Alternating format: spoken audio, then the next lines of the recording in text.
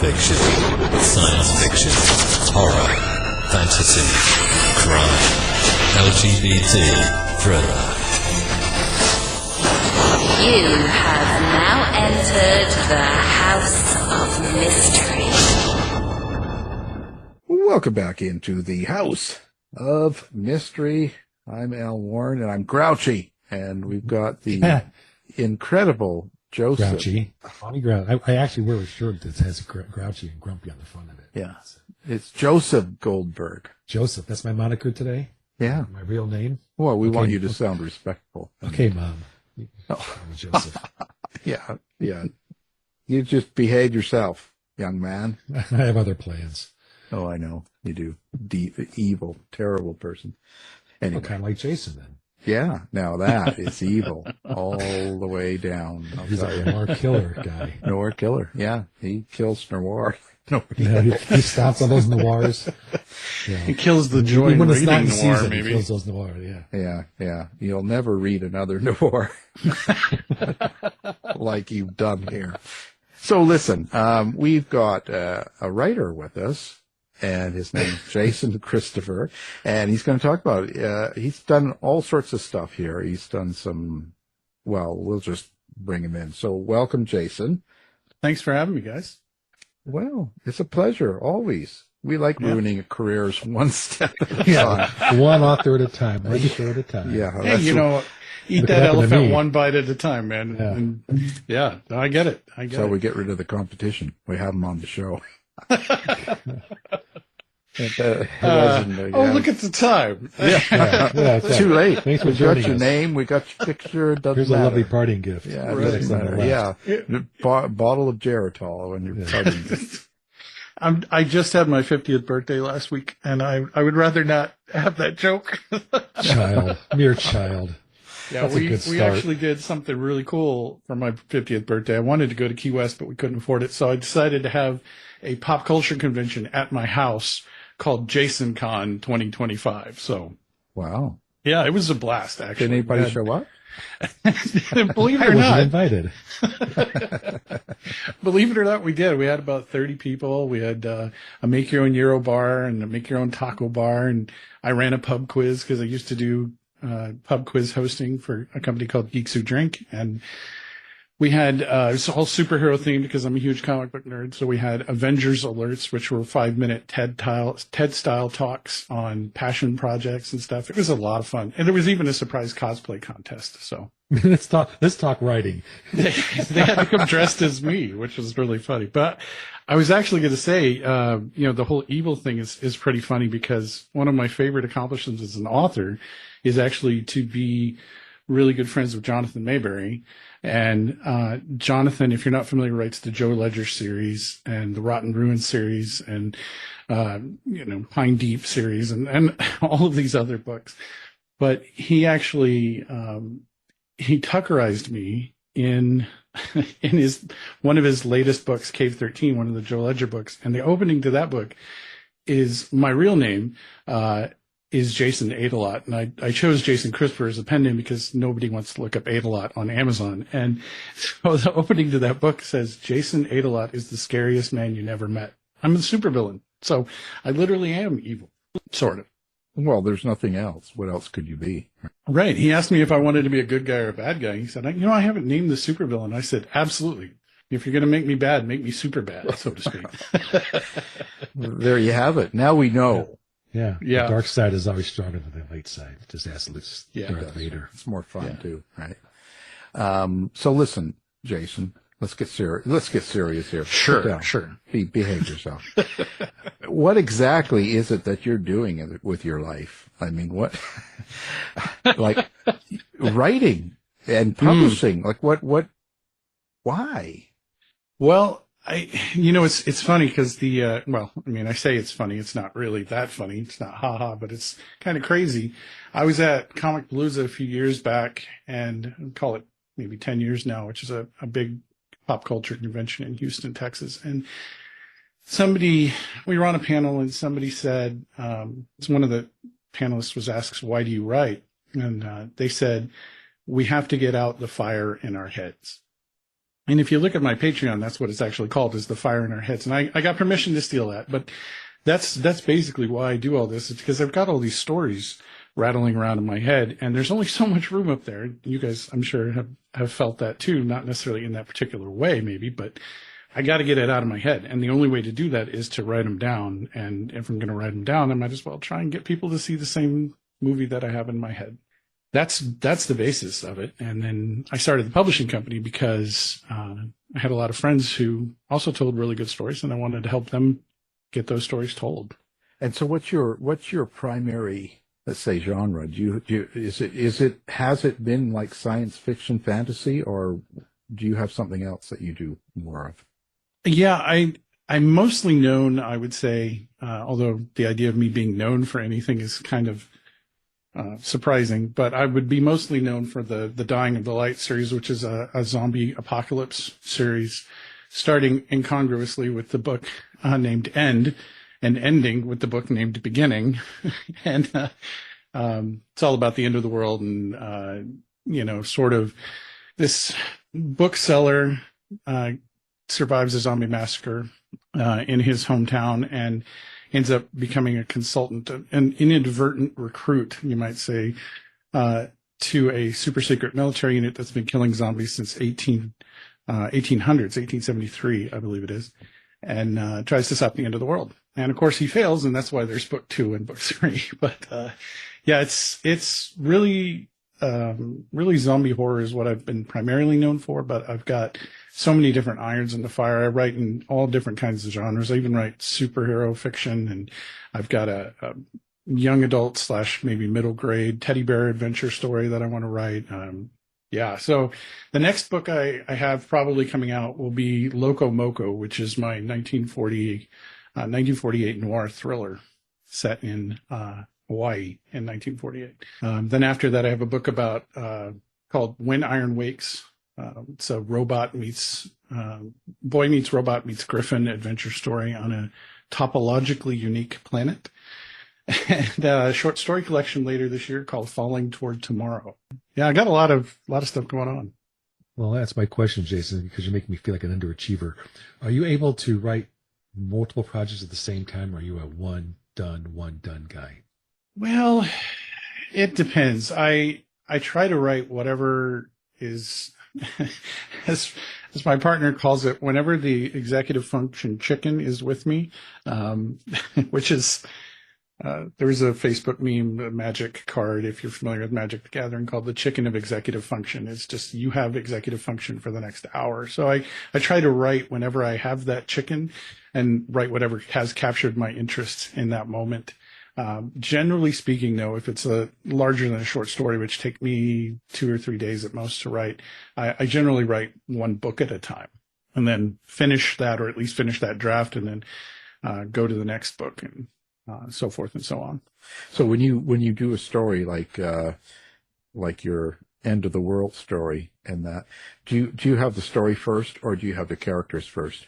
That's an excellent question. The Dying of the Light is definitely more of a character-driven story, similar in that way to The Walking Dead, which, if you've watched that show or read those graphic novels, you know that The Walking Dead title doesn't refer to the zombies; it refers to the people in the survivors, quote unquote, in that world.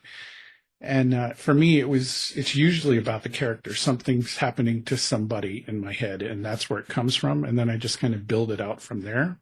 But then again, I also see my stories very visually, almost like I'm watching a movie. So it's kind of a mishmash, but I would say they're more often character driven than environmental driven. Right. But if you're seeing the story in your head, how is it that you see your characters? Like, do you see them in the same way? Do you picture them, feel them, hear them? Yeah, I have a real strong sense of most of the characters, of what they look like, how they act. And I usually, before I even really start, I'll put down some notes or maybe a scene in my head that I've got for a story. Like I'll have a dream or something, and I know the next paragraph of that story, and I'll put that down so that I have it. But generally, then I'll go back and I'll do the character sketches, or maybe I'll do some world building. But more often than not, I build out the characters first. I hadn't really ever thought of that. That's a great question. I've been here before. Yeah, it's been around the block. When you have these different worlds and these different storylines, you become your storyteller. So what is your theory or process and the idea of storytelling? And can people become storytellers, or are you a storyteller by DNA? I believe just like most other things in life, there are people who are born to do certain things. I know that I was meant to be a storyteller. I've told stories all my life, whether they were simple as a joke or just making something up and writing. I've been writing since I was in the 7th grade. But I also believe that everybody has at least one book in them. And I believe that everybody can tell stories. I think that you can get better at it if you try. Some people, and that's not to say I'm phenomenally good at it out of the gate. I'm learning stuff every day. I believe that some people are innately better at telling stories, but that's only to say that I think that everybody can do it. It's just a matter of effort and will, really. Well, okay, that leads to the question: what makes a good story then? What makes a story that, of all the genres and different types you said you're writing, what makes them want to read yours versus somebody else? What makes a good story for you? Well, for me, I would say the talent in my writing. A lot of people can write in a way that makes readers see a picture in their head, or if they're those people that can't see pictures in their head, enjoy it in some way. The talent for me is that I can take what I see in my head and put it on paper in such a way as that somebody else sees that same thing, or a very slight variant of that same thing. So what my goal is with telling stories for me is to tell you the story that I see in my head in such a way as you see the same story. That's why a lot of times my work is called very visual work, even though it's just, reading. It's a lot of people have said that it's like watching a movie. And the reason for that is because that's what I'm trying to do. And so fortunately I'm successful in that. I think to tell a good story, though, you have to have something that the reader or listener or the consumer of that media can connect to. For me, it's all about that connection, that relatability. And it doesn't necessarily have to mean that you are the same person that's in the video or in the movie or in the book or whatever, but there has to be a core of something to connect you. Otherwise, you're just floating through the story with no grounding, and it doesn't really impact you. Those are the kind of books for me that I read, generally not the whole thing. I'll read and I forget where I'm at because none of the story really connects with me. And so I feel like those are people who could probably, do a little bit more to learn storytelling techniques. I hate to be negative like that. I hate to say that people can't do things or people are bad writers. I don't believe that there are very many bad writers out there. I believe that there are people who, just like me, need to work on their craft. But I think that a good story is one that you can connect to. How do you keep so many characters in mind? Because I haven't read the books of your apocalypse here, but when I'm thinking of Walking Dead in those terms, there's at least a handful, if not more, characters that are running through that storyline, and it keeps adding, as you go. How do you keep track of all that when you're sitting there and developing this story in your mind? Like, how do you know what I'm saying? Like, how do you do that? Is there some sort of program or some sort of way you write down each character and who they are and what they do and all their techniques and their eye colors and everything so you don't make mistakes when you're going through the series? Yeah, actually, I have a number of things that I do with that. As one of my audiobook readers once told me, you have 63 named characters in this book, which of course for them meant they needed to do 63 different voices. And I said, no, not everybody is going to get some dialogue, so you don't have to worry about that. But you're right. I do generally have a lot of characters. In fact, in the front of each of those books is a list of the important characters. So that tells you I probably have too many named characters. But for me, the way I organize, I generally write using the Scrivener app. And The great thing about Scrivener is that you can have the content of your book, but also have separate folders for research and separate folders for world building and all of those things. And so I have character sketches for all the main characters, which are several pages long, with all their motivations and descriptions and all of the stuff about that character. And most of that may not ever make it into the book, but I have it so that I can be consistent.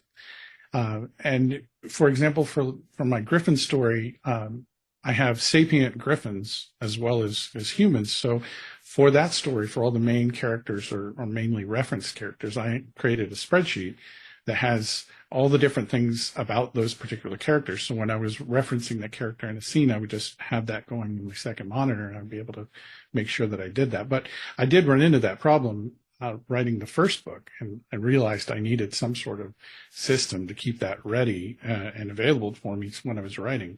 Something like a story Bible, which you'll see or hear about, and especially in Hollywood. They have story Bibles for video games and for movies and TV shows and stuff, so they can keep that consistency. And for me, most recently, I've started using a free app called Obsidian to keep all my notes about stories and character sketches and everything. And the reason that I use that primarily is because it's in Markdown format, and I can translate that back and forth, different formats and stuff very easily. But also it keeps it all in one place, and I can access it on my phone. And, that's been very helpful to me. But I think however you do it, whether it's Scrivener, whether it's Obsidian, whether it's Word, even notepads. My partner, the reason I started using Obsidian is because my partner Jen started getting into what's called Zettelkasten, which I'm not getting into that now. If anybody wants to look it up, it's called Zettelkasten. I think it's Zettl. Yeah, I mean, it's a German word, so I can really spell it for you, but it's a way of organizing your thoughts. And so she uses that a lot, and that's helped me be able to connect different things in the same story, because Obsidian has a mapping feature where you go and it looks like a solar system, and it connects all the different things. So it really helps me tell a better story because so many things are interconnected. And that's all of this is building tools for me to write what will, if I ever finish it, will be my magnum opus, which is a epic fantasy world that has, at the moment, 30 planned books in it. So, Wow. yeah, and I'm very nervous to start writing that because, although my books won't be 700 or 800 or 900 pages, George R. R. Martin, they'll actually be finished. And, I don't want to make sure that there's consistency between it. One thing Jonathan has that I don't have, my friend Jonathan, is that he has an assistant who has gone out and specifically keeps track of that for him. Now, I'm not at that level yet, but that's one of those things that I do. I think it's important when you're telling a story to have that consistency. Well, let me throw this at you. You have the organization, you have the different themes and different genres. Within the book or genre, your idea, are they entertainment, or do you stick themes and reasons and want people to get things out of it? I mean, you end the world, right? That's kind of a theme. That's kind of a theme, right? Everybody dies or whatever for whatever reason. So, is there something that you want people to walk away with more than just I was entertained, which is a fine top reason for people to read books? Yeah, I mean, I love that people get entertained by reading books. I think that's a great thing. I do think one of the problems that I had with Loco Moco, we were talking a little bit earlier, as one of the reasons it's been in a drawer for 6 years, is because I tried to write it as a quote unquote beach read, which is, just very light, fluffy, high level entertainment. You read it at the beach, spend a day, maybe two reading it, and you toss it away. It's forgettable. And it turns out I can't write that. It's not fun for me. And that's one of the reasons why I stuck it in a drawer, and one of the reasons it didn't work for me. So I went back and I added some themes and added some things to it that I think will give it a greater depth. And as far as the zombie books go, somebody asked me recently why so many of my stories involve the end of the world, or the world after the end of the world. And I hadn't really thought about it, but a lot of them do. And I think one of the reasons why I do that is what I want people to get out of the Dying of the Light isn't the horror aspect or the military aspect, or the the end of the world and everything's gone to hell kind of thing. I want people to get hope out of it. That's why I started it with the word end and ended it with the word beginning, because it's very inspired by the structure of the trilogy is inspired by, to a certain extent, the Arizona Memorial on Oahu in Honolulu, which, if you've ever seen a picture of it, it has 7 windows on each side and 7 windows on the top, and it's sort of short in the middle and then gets taller as you go out to the side. And the reason that it does that is because it's supposed to symbolize initial defeat and eventual victory. And that for me is what I want people to get out of apocalyptic fiction, especially, or The Dying of the Light in particular, is that, yeah, things are bad, but humanity at its core, we still believe in things. Even the darkest of us have a way to come back. Every darkness doesn't win if there's even a little bit of light, So, even Darth Vader can come back from the dark side, right? So anybody really can come back, and that's kind of what I wanted to show with so much of my fiction is the hope for a better tomorrow, the hope for something better, however you believe that to be. That hope is what I want people to get in general out of my stories. And so what does all this do for you when you write these books? That is an excellent question. One of the things that hope does is it also gives me hope.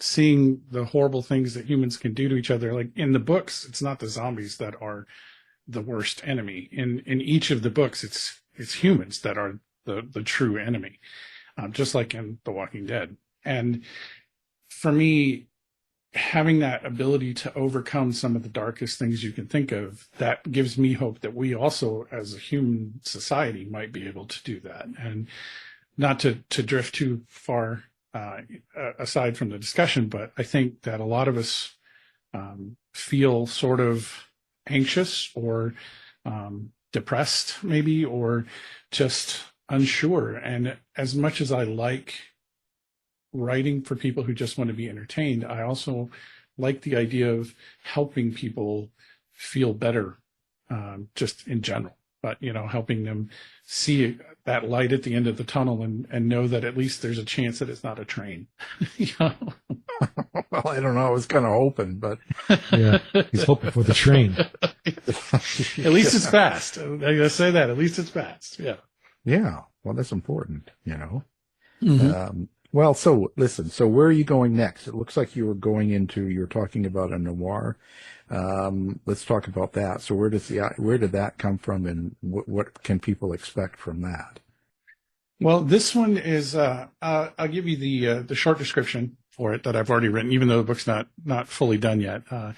Bitter memories and cold steel. Ex-spy Jack Gray runs LA's hottest supper club until he wakes on Waikiki sand, sunburned and hunted. 3 days gone, 3 deadly factions closing in. Paradise just got complicated. So that's the right. That's the idea.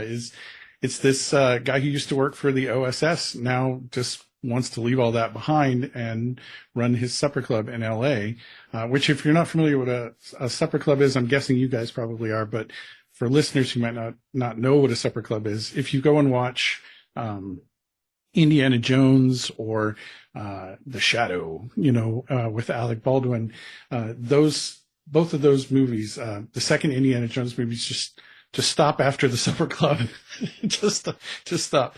But the Cobalt Club in The Shadow is kind of the thing. It's a thing that used to do in the 40s, where you go and you have dinner and you watch a show and everybody dresses up and it's nice and to a certain extent probably a little bit elitist, but I've always liked that Art Deco style. And so this guy, Jack Gray, just wants to run his club and forget about all the horrible things he saw in World War II. And suddenly he wakes up on Waikiki clutching this rainbow obsidian key, which is a Hawaiian sacred statue, and goes, what the hell, man? He has no memory of the last 3 days, and now he has to figure out where he is and what he's doing there, and hijinks ensue, as it turns out. His past has come back to haunt him, and it got, when I pulled it out of the drawer, I got a lot of a lot of new ideas for ways to take the story that make it just great and very exciting for me.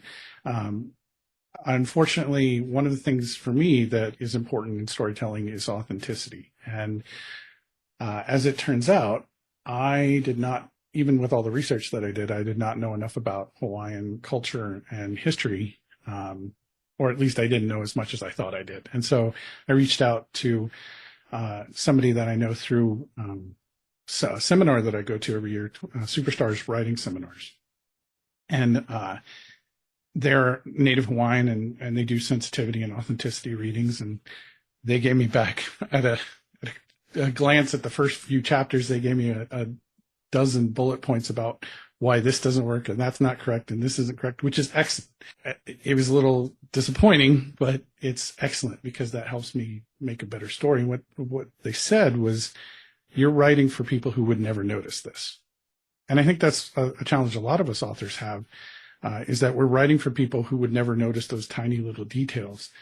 And yeah, that's 99% of the market, but that's not the kind of writer I want to be. That's not to say that writers who do want to be that are, in any way lesser. I want to write for the people who will notice that and the other people. I want the people who notice the little details about 1948 Hawaii, to go, oh wow, this guy got it right. So that's why it's been a challenge to get this book to where I need it to be before I feel like it's ready to release. But it's very exciting. It's very noir. It's got that certain particular vibe of the Maltese Falcon, and in those Dashiell Hammett books, but without all the problematic misogyny and everything. So, that's also been the biggest challenge to try and walk that line between the noir vibe and what most people think of as noir. Yeah, I was going to say that's something you have to deal with nowadays, how you are going to handle something like that, right? Because if you're writing a noir, it's quite a bit grittier usually than you can't be as light as what happens in a lot of crime. Right. That's exactly it. And for me, I went back and I read a lot of Raymond Chandler books, and I watched and read The Maltese Falcon, all 3 different versions of it. And a lot of it had a very unique, as I'm sure you guys know, a very unique sort of feel to it, a vibe to it.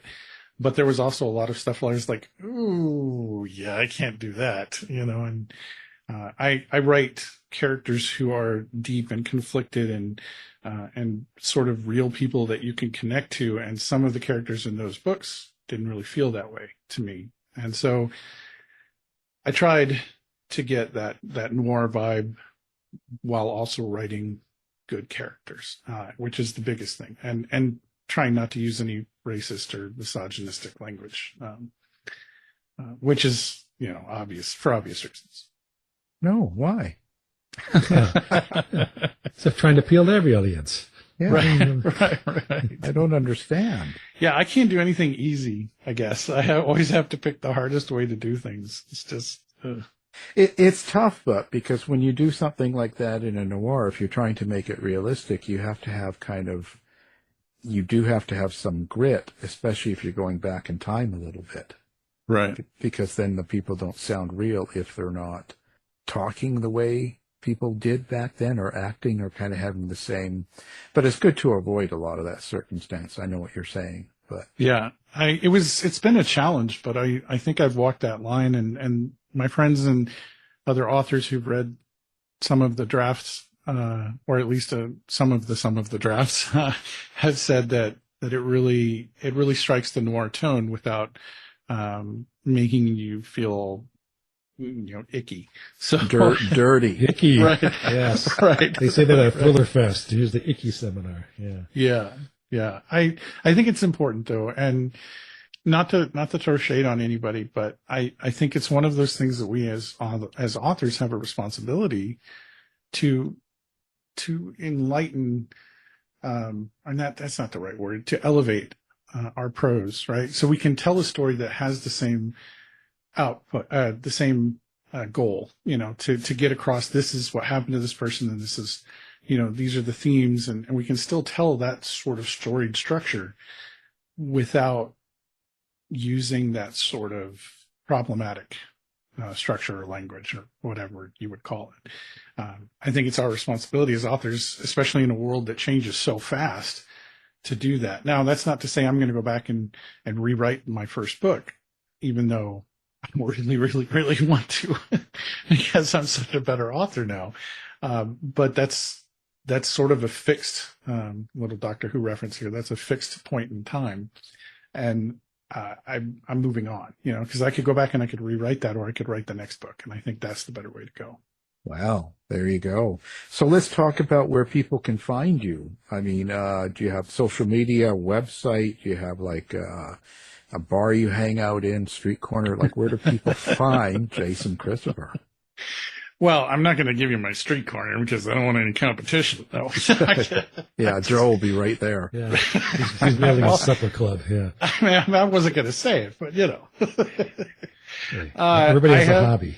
Yeah, no shade to that type of worker. I have, it's work. I get it. No, I do have a website, jasonkristopher.com. That's Kristopher with a K, Kristopher.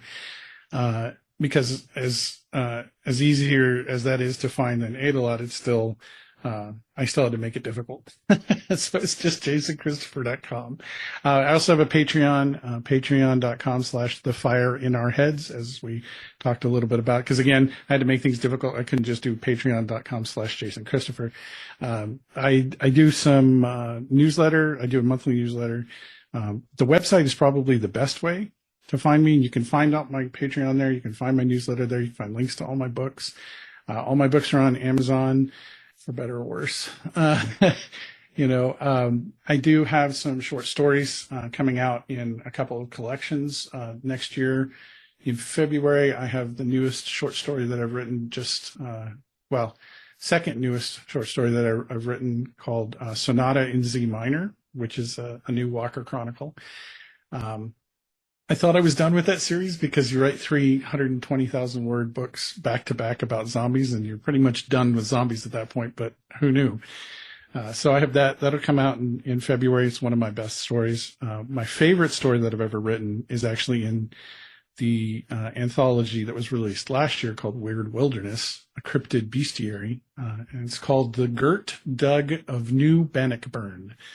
I have some Scottish ancestry, and it's about a very unique cryptid, which has, as it happens, spawned an idea for a whole universe of novels. Because I have a spreadsheet. Talk about spreadsheets. I have a spreadsheet that has all of my ideas for books on it, and there are so many that if I wrote 4 books a year with no new ideas, I would be writing till I was 93. So, yeah, that's get on it. Just a couple of years. Just a couple. Oh, that's meaner than even I would say. I'm the meanest. Yeah, I feel it though. I feel it. But the fastest way to get my information is to go to my website. Now, I also have a Facebook and a Blue Sky account, so I'm on both of those places as well. I check Facebook a little less regularly than I do Blue Sky, but yeah, that's where to find me. Well, there we go. So now we'll have all of that up there along with your books, so people can find you easily on our website, that is. And hey, appreciate you being here. So absolutely, it was a blast talking to you guys. Jason Kristopher, thank you. Thank you. This has been a production of the House of Mystery Radio Show. To find out more about our show, guests, or hosts, go to our website at houseofmysteryradio.com.